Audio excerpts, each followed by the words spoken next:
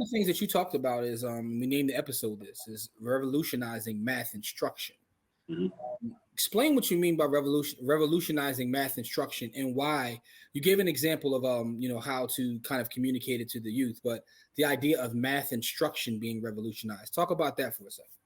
Well, one thing is like, the delivery methods. So right now we kind of, I grew up this way. Y'all probably grew up this way, or at least a lot of our peers grew up this way, where we rely on the schools to give us our math. We may, in your household, your parents may like speak in certain ways and use certain advanced vocabulary. So when you go to school and you're sitting in your English class or your language arts class, then it's not as intimidating to you because you're familiar with the English language, to that degree. But then when you go to math class, like a lot of us, we go to math class cold because like, in the household, we may not be doing just like percentages off the top, just in random conversations, So what I want is for us to like reorient ourselves and start doing more of that at the home, and really not even stopping at just the elementary level or middle school level math. Like my goals are for us as a community to be like have old heads in the community, on the block, in the rec centers, in the households, wherever, teaching trigonometry, teaching calculus to the young brothers and sisters. So what happens is when they go to school, if they still go to like the public schools and charter schools. And we don't have a network of independent, like African-centered schools for our children, then they go into the schools for practice. It's like, I'm just coming here for practice. Like, so you're not even really, like, if you got a racist teacher or a teacher that don't like you or a teacher that's incompetent, it's like, that teacher is rendered much, much more irrelevant because I just really need you to give me the practice. I might have a couple questions here and there, but for real, my old heads already taught me this. They already laid the foundation for me. Kind of like with sports, like, a lot of us, we go to, we learn how to play certain sports, basketball, football, baseball, whatever, like in our neighborhood, hanging out with our friends.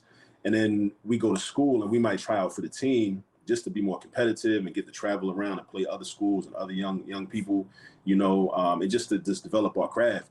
But that's what I want it to be in terms of like mathematics education. Like I want us to be able to like be self-reliant in that way and be able to be responsible for us to, for our own education. And some people may have said that in the past, but I know that a lot of times when people say stuff like that, like this is what the Black people should be doing, this is what the Black community should be doing, like it sounds good, but a lot of that is just like, that's their way to like kind of just be negative toward the Black collective because they're not really offering like resources or solutions. They're kind of just, it's almost like they don't even really want that to happen, but they just want to point out like, well, this is why y'all can't win and this is why we can't win.